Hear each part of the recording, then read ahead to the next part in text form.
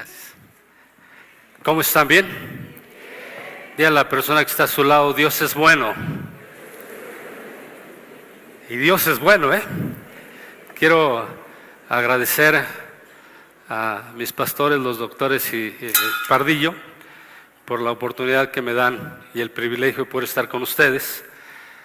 En la primera reunión les comentaba que tengo 35 años de ser cristiano, 34 años pastoreando en aquella zona.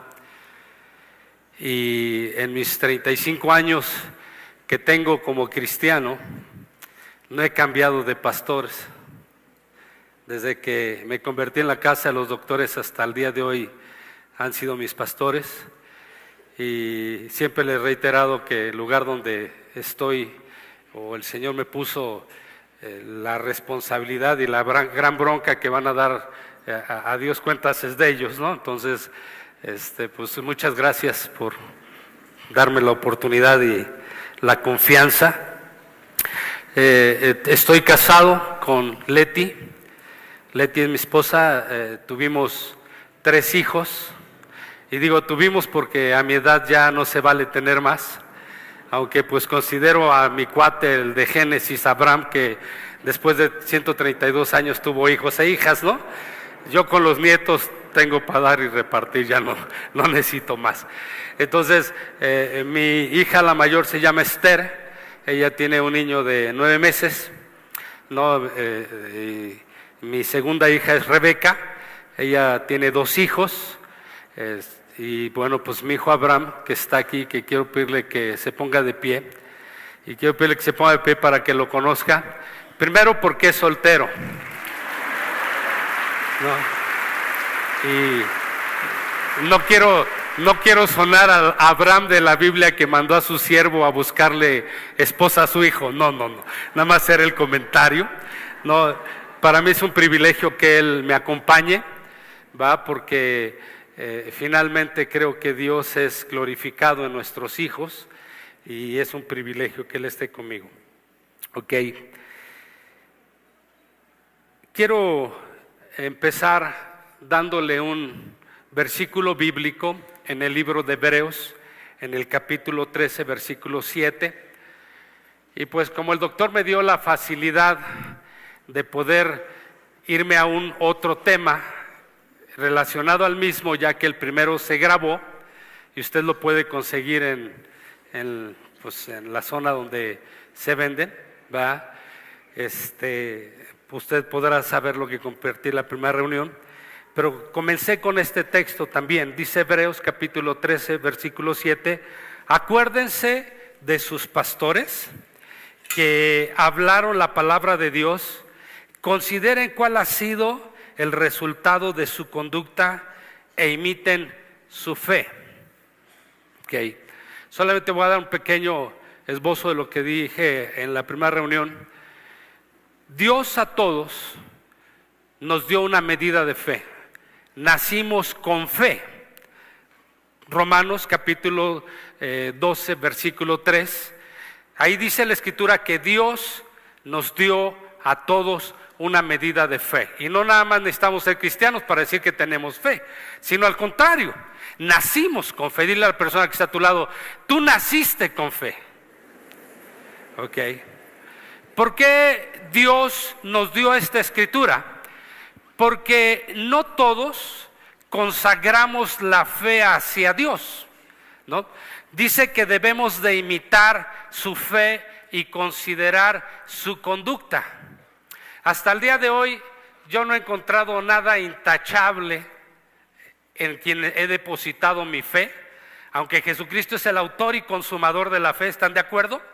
Dice que debo de imitarles, y entonces desde que yo me convertí, que no les voy a platicar la historia porque sería volver a darle mucho rollo, pero usted la puede escuchar en la primera, en el cassette anterior o el disco. Cuando yo me convertí, ellos eran mi admiración y siguen siendo mi admiración por el ejemplo que han dado. Y sobre todo por la fe, porque cuando amistad creció una amistad muy grande, ¿va? Yo podría presumir que en cada congregación de la República Mexicana hay una persona que visitó por lo menos una vez Amistad.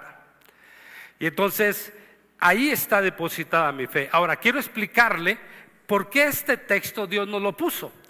Porque ellos tienen una fe correcta, encauzada en el autor y consumador de la fe, que se llama Jesucristo, ¿va? Y no en todos lados. Si Dios nos dio una medida de fe, nosotros quiere decir que tenemos la capacidad o el potencial de hacer o determinar o crear cualquier cosa en Dios. El asunto está que la mayoría de la gente no consagra esa fe a Dios y de todas maneras obtiene las cosas.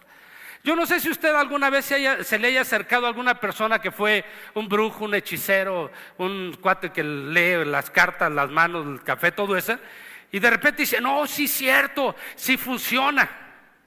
Y funciona porque la gente depositó la fe, por ejemplo, en el café, ¿no? Cuando van y le leen el café. O cuando la gente de repente dice, el doctor fulano de tal es magnífico, ve a él. A la persona que puso su fe le funciona. Tú vas al mismo doctor, ¿verdad? Te trata exactamente igual que esa persona y resulta que tú no sanas porque tu fe no había sido encauzada en él, pero la otra persona sí. Yo vivo en una zona donde nada más llega el mes de diciembre y se vuelve un caos, porque sobre la carretera que es la entrada de Querétaro, todo diciembre pasan procesiones a la Villa de Guadalupe. Y mucha gente mide estas cosas pensando que es cierto. Por ejemplo, al principio nos llamaba mucho la atención porque eran ríos de gente que caminaba, pero impresionante. Y entonces uno salía, nos queda muy cerca de la casa de ustedes a la autopista, me quedará 300 metros. Uno sale y uno escucha de la gente hablar milagros que la Virgen les hace, entre comillas, sin darse cuenta que la fe que ellos vinieron desarrollando, la cual Dios les dio, produjo ese milagro. Tienen fe en esas cosas. Y produce, sí, no las cosas, nuestra fe. Dile a la persona que está a tu lado, tu fe produce. No importa en qué le estés dedicando. El problema es que cuando Jesús venga a la tierra, dice la Escritura, vendrá a buscar esa fe. ¿En quién la consagramos? Y esto es lo interesante. ¿En quién la consagramos? ¿A quién la dedicamos? ¿Ok? Y entonces esta es la parte interesante. Dice que nos puso pastores para que imitemos su fe. ¿Okay? La fe de ellos es una fe correcta. Digan conmigo, es correcta la fe de los doctores. ¿Por qué? Porque está basada en el autor y consumador de la fe que se llama Jesucristo. ¿Me explico? Ok, ya que nosotros nacimos con fe, no todos nosotros hemos crecido en la fe. Todas las cosas las adquirimos a través de la fe que Dios nos dio a nosotros. Por lo tanto, nosotros producimos las cosas estando en Dios o estando en Cristo. ¿Me expliqué o cantinflé un poco? ¿Me entendieron? Nosotros, dile a la persona que está a tu lado, tú produces las cosas en Dios. Pero hay gente que no está en Dios y también produce cosas. ¿Cuál fue el asunto? La fe que Dios nos entregó a cada uno de nosotros. Lo que Dios espera es que nosotros, esa fe que dice en la Escritura que es más chica o menor que una semilla de mostaza. Fíjate bien, Dios puso una fe pequeñita en ti. ¿Cuál es el asunto? Hacerla crecer. ¿Cómo hacemos crecer la fe? La fe viene por el oír, y el oír la palabra de Dios, dice el libro de Romanos. ¿Verdad? En la medida que oímos y practicamos, dile, en la medida que oímos y practicamos, estamos produciendo fe. La Biblia dice que para todos los que estamos en Cristo, los que creemos en Dios, todas las cosas nos ayudan a bien. Fíjate bien, todas las cosas nos ayudan a bien, sean buenas o sean malas. ¿Por qué Dios utiliza estas cosas? Porque muchas de las veces en las cosas malas aprendemos más que en las cosas buenas. Así es que cuando algo está sucediendo mal, glorifica a Dios de todas maneras, porque hay un propósito. ¿Por qué Dios utiliza estas cosas? Para que tú y yo crezcamos en fe. Para que no quedemos ahí, ay, es que a mí, es que pobre de mí, todo me pasa a mí. No, mira nomás cómo está el asunto, me corrieron de la chamba. ¿Qué es lo que Dios quiere? Que tengas una mejor chamba. ¿Cuál es el problema? Tu fe. Tú puedes ver todas las promesas de Dios, que hay quienes presumen que son como 8,000 de ellas, pueden ser tuyas mediante la fe. Porque sin fe son mías, no tuyas, ¿ok? Fíjate bien, sin tu fe las cosas son mías. Entonces, ya que todos tenemos fe, fíjense bien, muchas de las veces todo el mundo te confunde. No, es que ve a tal parte, ve a aquel lugar, ahí sí hay unción, ahí sí hay milagros. Sin darse cuenta que los milagros no dependen de las personas que estamos enfrente, dependen de ustedes. Mucha gente viene a una campaña de evangelista ya con esa expectativa, y esa expectativa se llama fe, y llega al lugar y las cosas funcionan y dicen, ay, qué grandísima campaña. ¿Por qué no dicen, qué buena fe tengo? ¿No? Ay, ese tipo es increíble, mira nomás los dones. ¿Cuáles dones está utilizando tu fe? Yo recuerdo que yo tengo una ala de amigos tradicionales evangélicos, pastores. Y una vez yo llegué y decía, no, es que fíjate que sobre la avenida unas personas recibieron un milagro, iban en la manifestación a la Virgen de Guadalupe, y me dijeron, fue el diablo. El diablo utiliza la fe de la gente que está con él. Sin él no podría ser. Y te voy a decir por qué. Porque él fue creado igual que nosotros, dice la Escritura. Dios lo creó, Dios no ha sido creado, el diablo sí fue creado. ¿Qué utiliza el diablo? La fe de la gente que lo sigue. ¿Qué va a pasar con eso? Dios les va a pedir cuentas a ellos, que es diferente. ¿Funciona? Sí funciona, pero no conforme el corazón de Dios, no conforme lo que Dios quiere. Y entonces, ¿de qué se trata el asunto? Que tenemos que crecer en fe. Dile a la persona, tenemos que crecer en fe. Ok, voy a ir a la definición más usada, ¿verdad? La que todo mundo en alguna vez la leímos, la recitamos, la creemos. Hebreos capítulo 11, versículo 1, donde dice, es pues la fe, ¿sí así dice la Escritura? La certeza de lo que se espera, la convicción de lo que no se ve. Esta es la definición.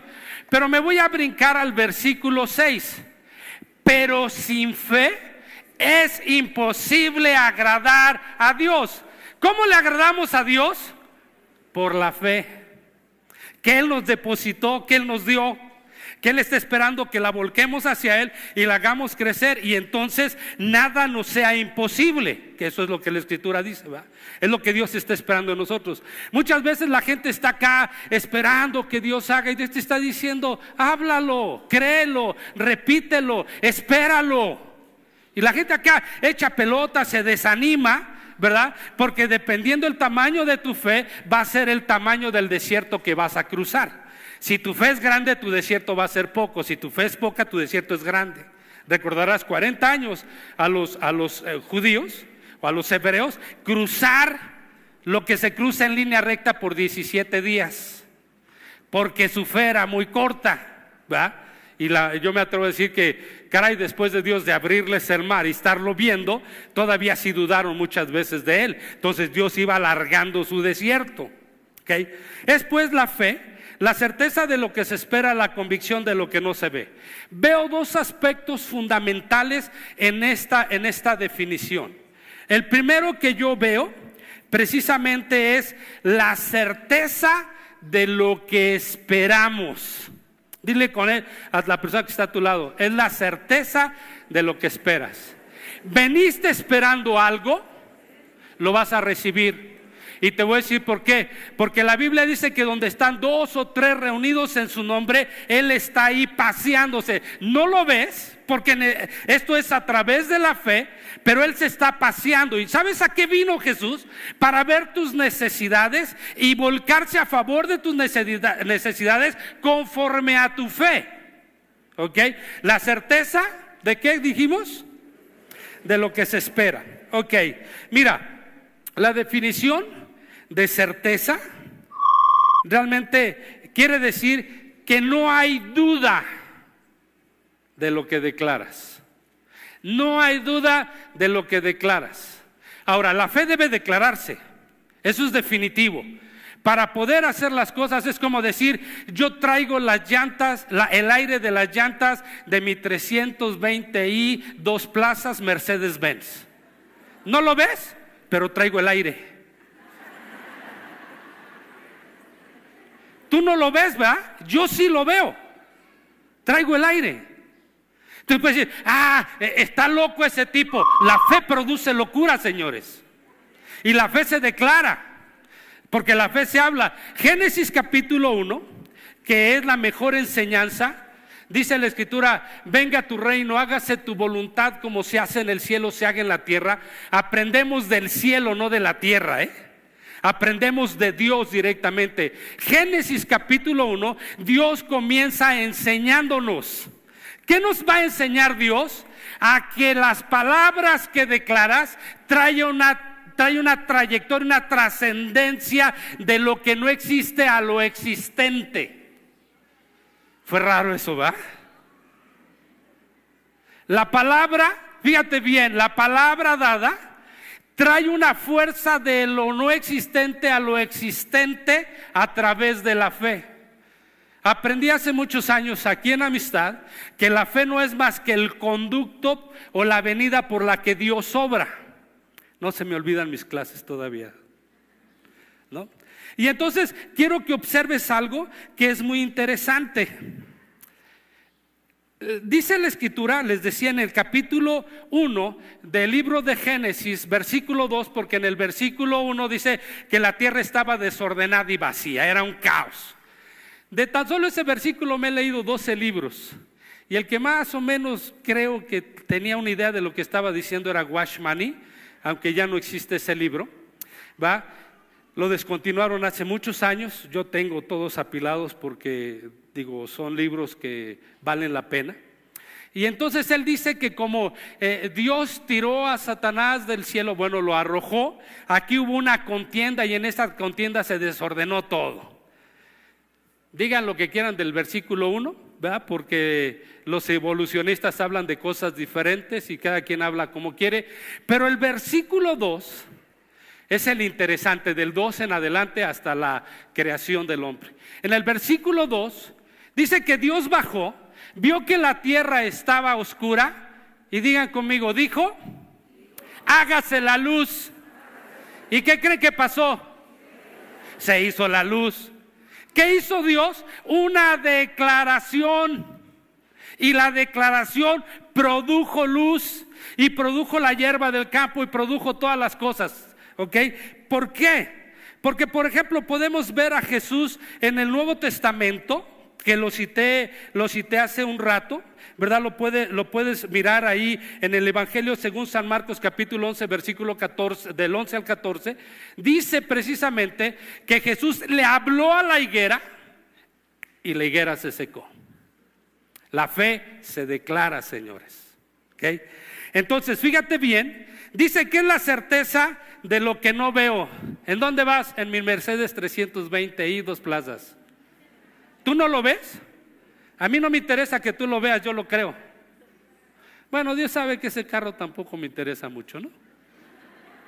De verdad, con eso los secuestros, Dios me libre con traer uno de esos, ¿no? Entonces, pero quiero que observes y quiero que vayamos al primer libro de Reyes, capítulo 17, versículo 19, por favor. Primer libro de Reyes, capítulo 17.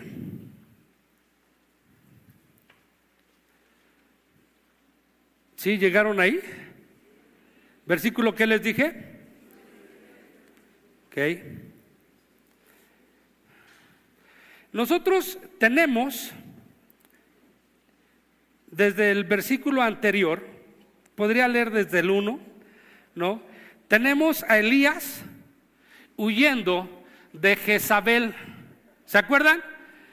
Dios te ampare, amigos, si tienes una Jezabel en casa, siempre le vas a tener miedo, ¿no? Eso es una regla. Si es que, señores, cuiden de ponerle Jezabel a sus hijos, por favor, ¿eh? Pero bueno, él viene corriendo de Jezabel, ¿no? Nos dice desde el versículo 1 en adelante. Y entonces llega a Galaad y encuentra una cueva y se mete a la cueva. Dios le promete en la cueva. Estoy parafraseando del 1 en adelante. Él se mete en la cueva y Dios le manda cuervos que le den carne de comer. ¿Recuerdan esa historia? ¿Verdad? Y además dice que le pone un arroyo al frente. Pero llegó un momento que Dios le dijo: Elías, ya, basta de estar en tu lugar de confort. Salte de ahí, amigo. Él estaba bien suave. ¿Quién no? Diga conmigo, ¿quién no? Estás en tu casa, no chambeas, todo el mundo llega y te da de comer. Y luego te preparan agua de limón, ¿no?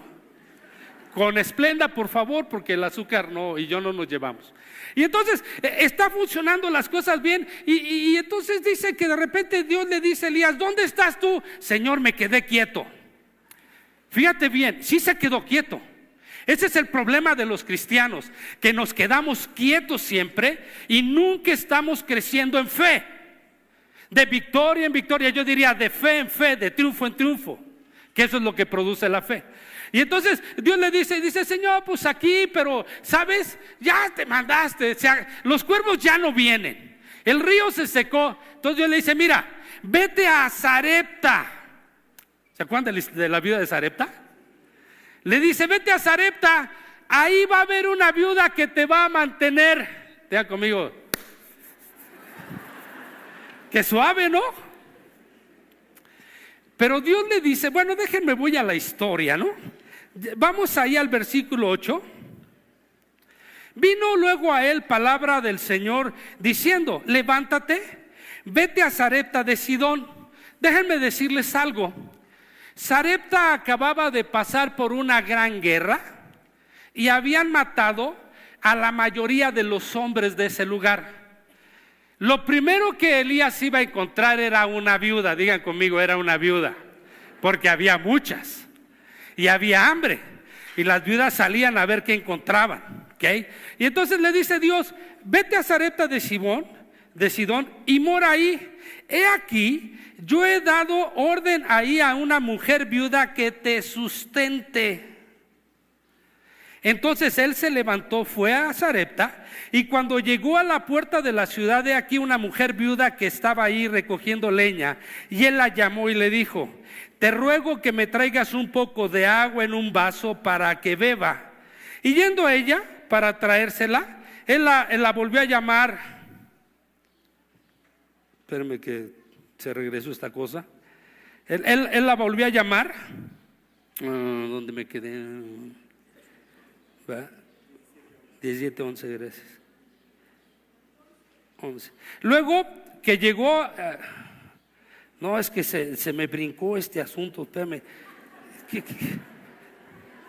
No, espérame, es que se brincó de capítulo, aguántenme. Algo sucedió, me voy a voltear. Y yendo ella para traérsela, la volvió a llamar y le dijo: te ruego que me traigas también un bocado de pan en tu mano. A ver, aguántenme tantito, ahorita vamos a ir al siguiente versículo. Dame de comer, le dice. A ver, ¿qué le dijo Dios? Yo le dije a la viuda que te sustente.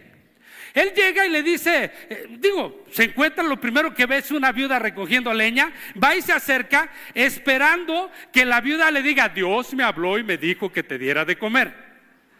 Dios no le dijo nada a la viuda, señores. Iba a probar la fe de Elías y después la fe de la viuda. Aguas.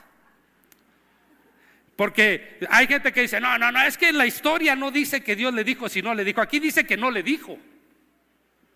Si no está escrito, pues cuando lleguen al cielo pelense con el Señor, no conmigo. Yo voy a decir lo que está escrito. No soy como aquellos que dicen que hay cosas que como Jesús no escribió, nos da derecho a hacer lo que pensamos que Él dijo. Y no es cierto.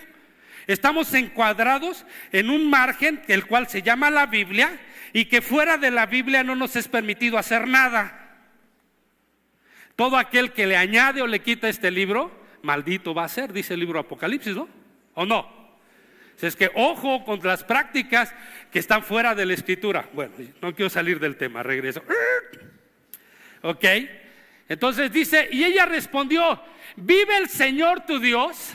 A ver, ¿dónde Dios le dijo? En ningún lado. Esto es lo importante de la historia. Las declaraciones que ellos empiezan a hacer y Dios respaldando sus declaraciones por la fe que ya les había dado. ¿Me explico? Y entonces dice, y ella respondió, vive el Señor tu Dios, que no tengo pan cocido, solamente un puñado de harina tengo en la tinaja y un poco de aceite en una vasija, y ahora recogía 2 leños para entrar y prepararlo, siguiente, dejarnos morir, ¿no? Bueno, para mí y para mi hijo, para que lo comamos y nos dejemos morir. Ay, iglesia,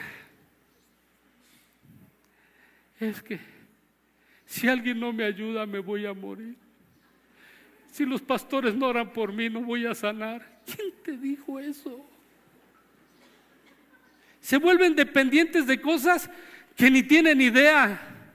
Es que ya, con lo poquito que Dios me dio, se acaba y a pedir prestado, ¿no? A usar las tarjetas de crédito que son del diablo y no por lo que la gente dice, porque están utilizando dinero que no es de ustedes y que la Biblia dice que no deben pedir prestado. ¿De quién son las tarjetas? De ustedes. No les dije diablo, perdón, la influencia es del diablo, pero son de ustedes, ¿verdad? Que eso es otra cosa diferente. Pero finalmente es un asunto de llevarte a utilizar y no depender de Dios, que de eso se trata. Entonces la viuda le dice, un poquito de harina, aceite, cocemos el pan y nos dejamos morir. Digan conmigo, qué suave somos los cristianos, ¿no? Ay Dios, si no me sanas, me voy a morir. Sí, te vas a morir. Si lloro por ti, te vas a morir.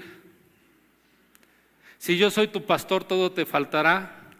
En lugares de delicados pastos jamás vas a descansar, y en aguas de reposo te voy a ahogar. Pobre congregación que tengo, ¿verdad? No, la Biblia no dice eso. La Biblia sí nos puso a pastores, pero Él está esperando que confiemos en Él. Él es el pastor de pastores, Él es el Señor de señores. ¿Me explico? ¿Ok? Y lo metá que lo dije sobre mí. Entonces nosotros tenemos realmente aquí a esta viuda haciendo esta declaración, ¿no? Declarando precisamente el asunto del cual nos dice la Escritura. Se regresó un capítulo en el 17, ¿va? En el que realmente deberíamos de estar, ¿no? Y entonces aquí nosotros vemos realmente que esta viuda le dice, nos vamos a dejar morir. ¿Por qué Dios después le prueba la fe de la viuda? Después de todo este rollo, se le muere el hijo a la viuda, por estas declaraciones. Ten cuidado con lo que declaras. La vida y la muerte está en el poder de la lengua. Ten cuidado con lo que declaras. La vida y la muerte están en el poder de la lengua. Cuando hablas, las cosas se producen. A veces no te has dado cuenta, pero esa es una realidad. Cuando hablas, las cosas se producen. Entonces imagínate a la gente que dice, ay, me va a dar. ¿Qué pasó? Le dio. ¿Por qué? Porque lo declaró simple y sencillamente. Hay gente hipocondriaca que el día que llega al doctor le meten una inyección de agua y sale súper bien. De verdad, o sea, ¿por qué? Por su confianza y su fe la puso en eso. ¿Pero qué es? Negativa. Bueno, de eso no voy a hablar. Estoy con la viuda. Déjenme seguir con la viuda. Siguiente versículo. Entonces, dice, hijo, estas cosas y eso que soy ingeniero en sistemas. Que hace 34 años dejé atrás, no crea que el asunto está ahí, ya por fin di. Ya. Bueno, cuando yo trabajaba, una computadora 360, un cuarto de este lugar era exclusivamente para ella, y procesaba menos que cualquier celular de ustedes. Estas tienen 10,000 veces más capacidad de memoria de aquellas. Y mi carrera no era sobre computadoras, sino sobre sistemas administrativos, pero bueno, es otro rollo. Ok, y entonces, fíjate que dice, yendo ella para traérsela, él volvió a llamar y le dijo: te ruego que me traigas también un bocado de pan en tu mano. Y ella respondió: vive el Señor tu Dios, que no tengo pan cocido, solamente un puñado de harina tengo en la tinaja y un poco de aceite en una vasija. Y ahora recogía 2 leños para entrar, prepararlos para mí, para mi hijo, para que los comamos y nos dejemos morir. Elías le dijo: no tengas temor. Wow. El temor destruye la fe. Fíjate, el temor destruye la fe, porque el temor es falta de confianza en aquel al cual entregaste tu vida y se volvió el soberano y gobernador de ella. Aquel que determina todas las cosas. El día que tú le entregaste a tu vida, Él determina tu futuro. Por eso la Biblia dice: todas las cosas nos ayudan a bien a los que creemos en Dios, todas, buenas o malas, y vienen de parte de Dios y tienen siempre un propósito. Si no aprendes en ese propósito, se va a volver a repetir el asunto. Y entonces aquí la tenemos, ¿no? Y entonces le dice que no temas. Híjole. ¿Por qué? Porque el Señor nuestro Dios ha dicho así. Estoy en el versículo 14. Dios no le dijo nada a Elías. Lean toda la historia, lean todo el libro, lean toda la Biblia, lean 1, 2 de Samuel, 1, 2 de Reyes, y van a ver que en la historia no hay algo que Dios le haya dicho a él.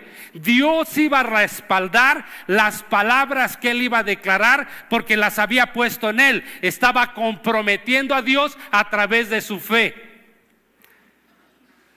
Digan conmigo: ahora sé por qué estoy como estoy. Sí, la clave la tenemos, el éxito lo obtenemos, no lo disfrutamos por nuestra propia fe, que es diferente. Y entonces aquí tenemos este cuate y le dice: porque vive el Señor tu Dios de Israel, la harina de la tinaja no escaseará, ni el aceite de la vasija disminuirá hasta el día que el Señor haga llover sobre la faz de la tierra. ¿Dios le dijo eso? ¿Dónde? ¿Cómo? ¿Cuándo? ¿A qué horas? Me gustaría que Dios hubiera dado todas las reglas de cómo él iba caminando. Dios no le dijo absolutamente nada. Él agarra y le dice: la harina no se va a escasear. Declara una palabra, está confiando en que Dios va a respaldar la palabra. Y después, fíjate bien, le dice: el aceite tampoco. Nada más hay una condición: ven y hazme a mí primero. ¿Qué está diciendo? Primero las cosas son para Dios antes de para que cualquier cosa. ¿Qué haces con tus diezmos? ¿Los dejas hasta el último o es lo primero que sacas? Ni me lo digas. Yo también fui trabajador. Fíjate. Entonces ella fue e hizo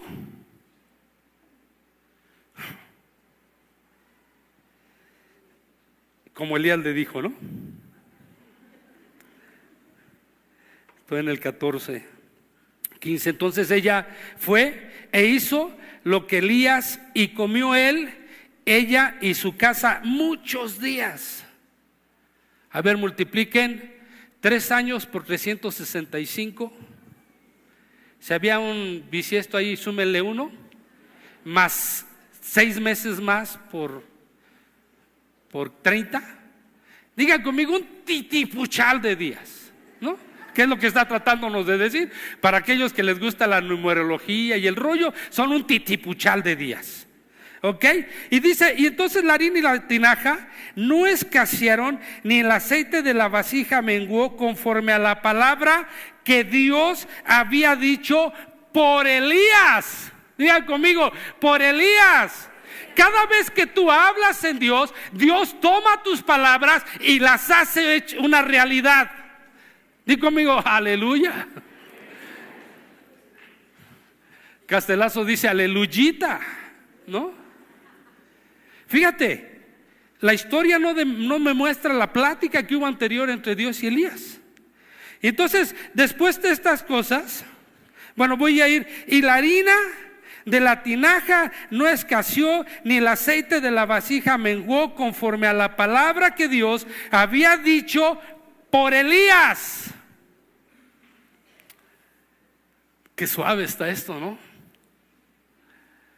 Quiere decir que mis palabras cuando estoy en Dios lo comprometen a Él. Sí, señores. Cada vez que dos de vosotros se ponen de acuerdo, creyendo, todo lo que pidan en mi nombre les será hecho. ¿Tú te pones de acuerdo? Con fe.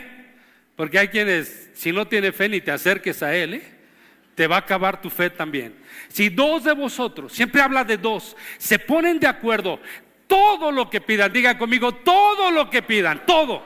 ¿Qué es todo? Todo. Les será hecho. ¿Por qué? Porque la oración no es más que la medida de la confesión de lo que queremos delante de Dios. Y bueno, sigue la historia, ¿no? Certeza. ¿Qué dijo Elías? Digan conmigo, la harina no va a escasear y el aceite tampoco, hasta que llueva. Condicionó el asunto hasta que llueva. Digan conmigo, pobre viuda. Le debía haber dicho jamás. La mandó a trabajar después de que dejara de llover, ¿no? Tenemos el otro ejemplo de la viuda de Eliseo, aquella del aceite. ¿Recuerdan la del aceite? Nada más aceite. El profeta le dijo, cuando se terminen las vasijas, cesará el aceite. Uno de sus hijos llega bien negativo y le dice, mamá, ya no hay vasijas. Todavía que lo iban a vender al cuate, a él y a su hermano. ¿Saben esa historia? Se la estoy parafraseando nada más. Bueno, todavía que lo iban a vender, que todavía el profeta le había dicho a la viuda, después de regañarla por la clase de vida que tenía el profeta de ser deudor. Puedes ver la primera parte. Cuando la viuda viene y dice, es que mi marido, el siervo, debía. Y él le dice, ¿qué traigo contigo, mujer? Le está diciendo, las deudas y nosotros no nos llevamos. Dile que está a tu lado, las deudas y Dios no se llevan. ¿Ok? El día que tengo una regla, tengo, compro, no tengo, no compro. Así aparezca una pantalla de 90 pulgadas en 15,000 pesos. ¡Wow! De esas, no las LG, no la Sharp, la del color más y todo ese rollo en 15,000. Cualquiera decía, la compro. ¿No tienes? No la compras. Porque no tienes. Y entonces tienes que decir, di conmigo, no es la voluntad de Dios que si no tengo dinero, obtenga las cosas. Así es de sencillo. Bueno, me regreso a la historia. Y entonces, después de estas cosas, aconteció que cayó enfermo el hijo del ama de la casa. La harina, el aceite se produjo. Digan conmigo, la harina, el aceite se produjo. Dios probó a Elías y Elías la libró en su fe. La harina y el aceite se produjo. Ahora Dios dice, ¡hey! La viuda también va a aprender. ¿Qué está diciendo? Llegaste a amistad, vas a aprender. Diga conmigo, ay, llegué a amistad, voy a aprender de la Biblia, no de las cosas locas que se producen por todos lados de la Escritura. Y entonces dice que la viuda, ¿verdad? En el versículo 17, después de estas cosas aconteció que cayó enfermo el hijo de la ama de la casa y la enfermedad fue tan grave que no quedó en él aliento. Diga conmigo, se murió el chavo.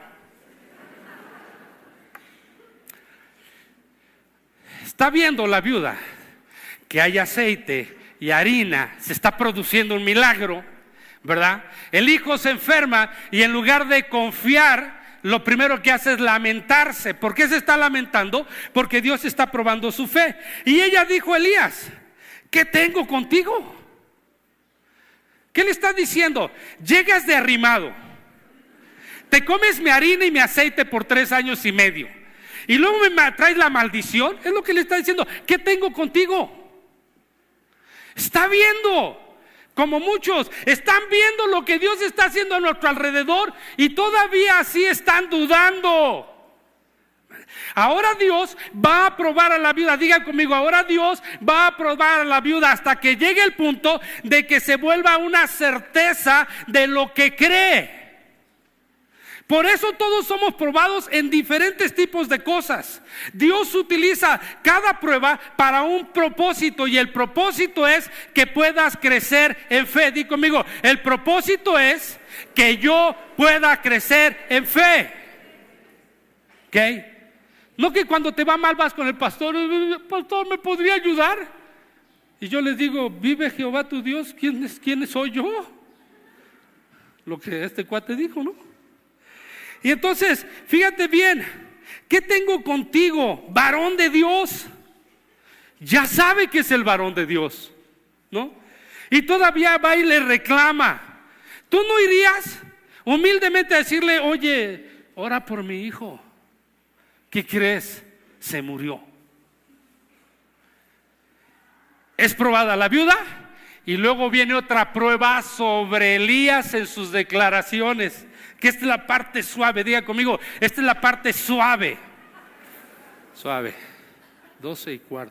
Ok, estoy terminando. Dice: ¿qué tengo contigo, varón de Dios? ¿Has venido a mí para traer a memoria mis iniquidades y para hacer morir a mi hijo? ¿Para qué había ido con ella Elías? Digan conmigo: para bendecirla por 3 años y medio. Dios te va a bendecir. Su deseo es bendecirte, pero su deseo es que crezcas. Aquí ella es probada en su fe para crecer. Y entonces él le dijo: dame acá tu hijo. Entonces él lo tomó en su regazo y lo llevó al aposento donde él estaba, y lo puso sobre la cama, y clamó a Dios y dijo: Dios mío, aún a la viuda en cuya casa estoy hospedado has afligido, haciéndole morir a su hijo. No esperó la contestación de Dios, que tiende al niño y que se avienta sobre él y queda cara con cara. A eso dice, ¿eh? Pueden leerlo más adelante. Y entonces el niño le dice: ay, Elías, hueles mal. No te lavaste con Cres y se resucita, ¿no? No, la historia nos dice, ¿verdad? Y se tendió sobre el niño. Imagínate los cuates esos perversos que dicen la necrofilia, ¿cómo se llama aquellos que acuestan con muertos? Imagínate si alguno de esos llega a ver este versículo, diga: no, pues es aprobada por Dios, ¿no? O sea, como muchos, se acuesta sobre él. Dice: clamó a Dios, dijo: Dios mío, aún en la viuda en cuya casa estoy hospedado has afligido, haciendo morir a su hijo. Como cuando a alguien se le muere a un hijo y le echa la culpa a Dios, ¿no? O te quedas sin trabajo y tiene la culpa a Dios y todo. Esta viuda está echando la culpa a Dios de todo. Digan conmigo: sin saber que hay un propósito de parte de Dios en todo, para nosotros, los que estamos en Cristo. Y entonces, tiene aquí: y estoy hospedado, has afligido, haciéndole morir a su hijo. Y se tendió sobre el niño 3 veces. ¿Cómo se llama la ciencia de los que se acuestan con los muertos? Ayúdenme. Necrofilia. Necrofilia, ¿estoy bien?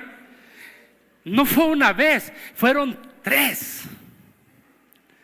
Digan conmigo: ay, en la torre, qué perversidad de la mente de los demás, ¿no? ¿Qué dice? Se acostó, ¿por qué? Se le pegó la gana, fue su última oportunidad, no tenía otra opción, estaba desesperado, diciéndole: Dios, lo hiciste morir. Y entonces, fíjate bien, versículo te ruego que hagas volver el alma del niño. Y entonces Dios oyó la voz de Elías y el alma del niño volvió y le revivió. Cuando estés desesperado, haz las cosas en Dios, es lo que te está diciendo. Cuando estés desesperado, haz las cosas en Dios. Cuando ya no tengas lana, es el momento de dar. Fíjate bien, cuando llegas a ese punto en el cual dices, ay, en la torre, me estoy quedando sin nada. No te lamentes, no busques cómo hacer las cosas. Agarra y empieza a repartir lo poco que tienes. Di conmigo, este está loco. Porque tu confianza está puesta en Él. Se agarró, se acostó, Dios le vuelve el alma al niño. Y entonces, fíjate bien, tomando luego Elías al niño, lo trajo al aposento de la casa y lo dio a su madre y le dijo a Elías, mira, tu hijo vive. Entonces la mujer dijo a Elías, ahora conozco que tú eres varón de Dios y que la palabra de Dios está en tu boca. ¿Por qué? Porque cuando tus palabras producen cosas, la palabra de Dios está en tu boca. ¿Me explico? Porque cuando tus declaraciones producen algo en Dios, la palabra de Dios está en tu boca, porque Dios está respaldando tus declaraciones. Voy a hacer dos cosas, ¿no? La primera, lo hice en la congre. Le dije a todas las personas que tenían deudas que se pusieran de pie. Todas las personas que tienen deudas, pónganse de pie. Uno, no es de Dios. Y tenemos que llegar a un extremo. Gracias a Dios que no pastoreo aquí. Fíjense bien. Okay. Estamos en un extremo. Recuerdo la última vez, estaba en Austin, Texas. Y entonces estaba hablando acerca de la fe. Tema que me apasiona. Y entonces al final de todo lo que declaré, vino una señora y me dijo, pastor, tengo un problema, tengo una deuda de $200,000 y no tengo cómo pagarla. Me dice, ¿podría orar por mí? Y le dije, ¿su fe no le alcanza? Me dijo, no, para $200,000 no. Dije, ok, ya que su fe no le alcanza, voy a poner mi fe de por medio. Nada más que mi fe de por medio le va a costar el 10% de lo que el Dios le va a dar.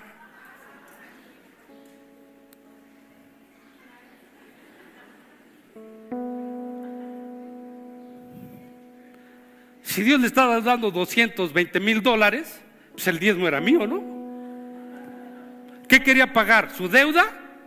¿O quedarse como la viuda del aceite, que de lo que sobrara poder vivir ella? Entonces le dije, yo en mi fe voy a orar porque Dios haga algo sobrenatural en todos ustedes ahorita. Y no les voy a pedir el 10%, porque la experiencia me da. Regresé y me dijo, pastor, le doy gracias a Dios por su vida. Le digo, yo también, no sabe cuántas gracias le doy a Dios por mi vida. ¿Se acuerda de que usted oró por la deuda? No me acuerdo. Me acuerdo del diezmo. Me dijo, no, pastor, no. El asunto es que no había forma de pagarla. Y se murió mi tía y me heredó un dinero de una tía que ni conocía y con eso pagué la deuda. Le dije, ¿y mi 10%? Hasta ahora no lo he recibido, no me importa. Okay. Lo digo como chascarrillo, pero fue de verdad lo que me interesa. Es que Dios haga algo sobrenatural alrededor de ustedes, que no se muera una tía, por favor. Nada más que hay una regla: jamás vuelvas a pedir prestado nada, porque la próxima vez le voy a pedir a Dios que te metan al bote. ¿Ok? Cierra tus ojos. Desde que te paraste había fe en tu vida. Y en mi vida hay fe si dos de vosotros se pusieren de acuerdo creyendo, conforme a tu fe sea hecho y a la mía. Padre, te doy gracias porque tu palabra dice que todo lo que soltares en la tierra es soltado en el cielo. Yo suelto milagros económicos alrededor de cada de las personas que se pusieron de pie, que tienen deudas. Y te agradezco, Señor, por solucionarlas todas, porque esa es mi fe en tu Hijo Jesús. Amén. ¿Puedes sentarte, por favor?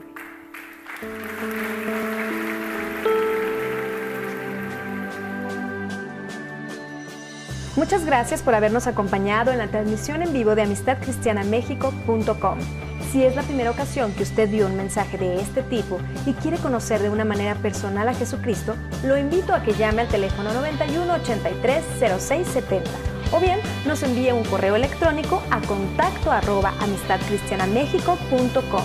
Y si quiere adquirir esta u otras conferencias, solicítelas al correo videos@amistadcristianamexico.com. Que Dios le bendiga.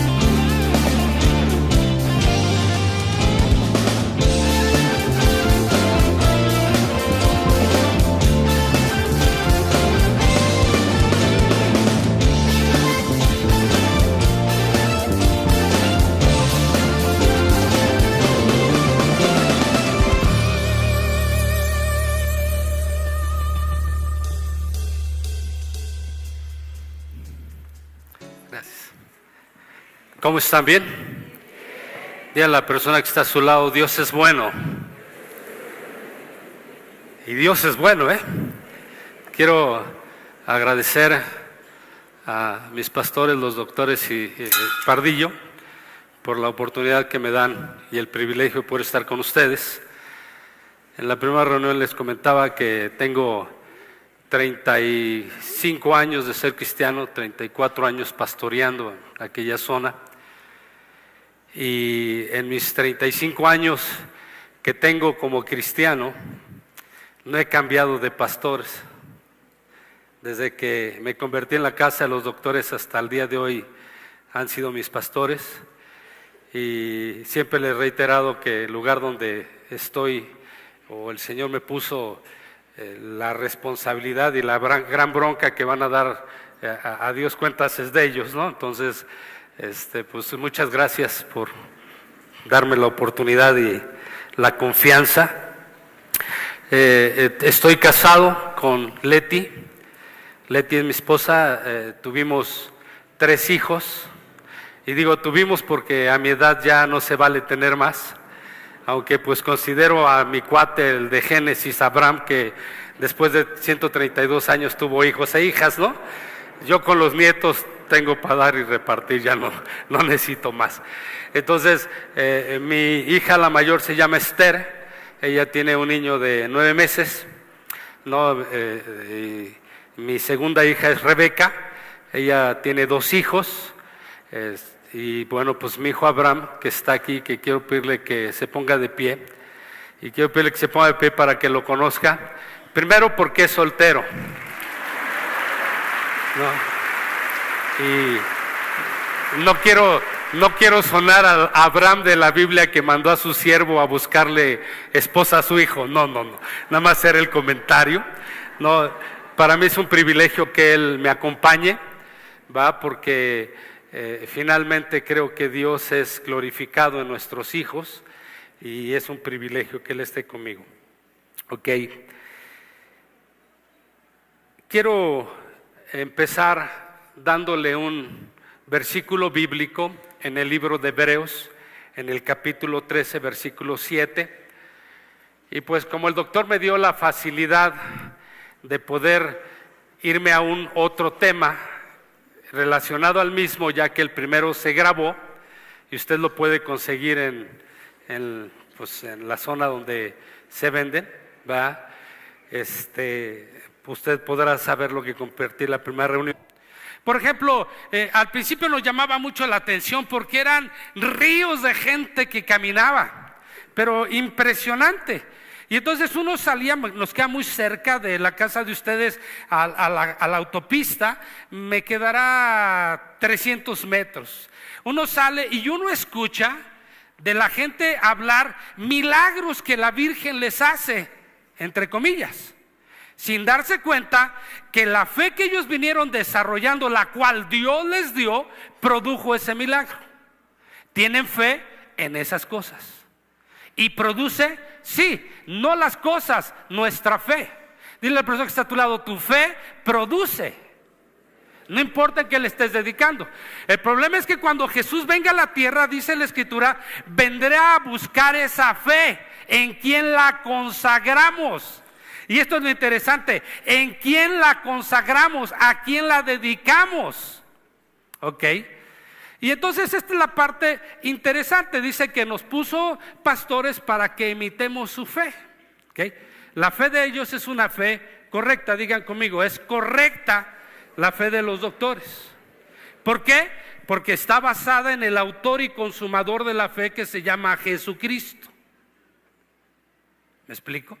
Ok, ya que nosotros nacimos con fe, no todos nosotros hemos crecido en la fe. Todas las cosas las adquirimos a través de la fe que Dios nos dio a nosotros. Por lo tanto, nosotros producimos las cosas estando en Dios o estando en Cristo. ¿Me expliqué o cantinflé un poco? ¿Me entendieron? Nosotros, dile a la persona que está a tu lado, tú produces las cosas en Dios.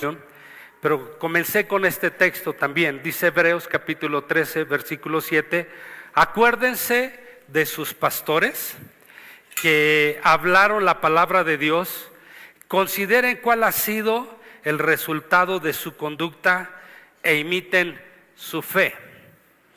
Ok, solamente voy a dar un pequeño esbozo de lo que dije en la primera reunión. Dios a todos nos dio una medida de fe. Nacimos con fe. Romanos capítulo 12, versículo 3. Ahí dice la Escritura que Dios nos dio a todos una medida de fe. Y no nada más necesitamos ser cristianos para decir que tenemos fe, sino al contrario, nacimos con fe. Dile a la persona que está a tu lado, tú naciste con fe. Ok. ¿Por qué Dios nos dio esta Escritura? Porque no todos consagramos la fe hacia Dios, ¿no? Dice que debemos de imitar su fe y considerar su conducta. Hasta el día de hoy yo no he encontrado nada intachable en quien he depositado mi fe, aunque Jesucristo es el autor y consumador de la fe. ¿Están de acuerdo? Dice que debo de imitarles. Y entonces desde que yo me convertí, que no les voy a platicar la historia porque sería volver a darle mucho rollo, pero usted la puede escuchar en la primera, en el cassette anterior o el disco. Cuando yo me convertí, ellos eran mi admiración y siguen siendo mi admiración por el ejemplo que han dado. Y sobre todo por la fe, porque cuando Amistad creció una amistad muy grande, ¿va? Yo podría presumir que en cada congregación de la República Mexicana hay una persona que visitó por lo menos una vez Amistad. Y entonces ahí está depositada mi fe. Ahora quiero explicarle por qué este texto Dios nos lo puso. Porque ellos tienen una fe correcta, encauzada en el autor y consumador de la fe que se llama Jesucristo, ¿va? Y no en todos lados. Si Dios nos dio una medida de fe, nosotros quiere decir que tenemos la capacidad o el potencial de hacer o determinar o crear cualquier cosa en Dios. El asunto está que la mayoría de la gente no consagra esa fe a Dios y de todas maneras obtiene las cosas. Yo no sé si usted alguna vez se le haya acercado a alguna persona que fue un brujo, un hechicero, un cuate que lee las cartas, las manos, el café, todo eso, y de repente dice, no, sí es cierto, sí funciona. Y funciona porque la gente depositó la fe, por ejemplo, en el café, ¿no? Cuando van y le leen el café. O cuando la gente de repente dice, el doctor fulano de tal es magnífico, ve a él. A la persona que puso su fe le funciona. Tú vas al mismo doctor, ¿verdad? Te trata exactamente igual que esa persona y resulta que tú no sanas porque tu fe no había sido encauzada en él, pero la otra persona sí. Yo vivo en una zona donde nada más llega el mes de diciembre y se vuelve un caos, porque sobre la carretera que es la entrada de Querétaro, todo diciembre pasan procesiones a la Villa de Guadalupe. Y mucha gente mide estas cosas pensando que es cierto.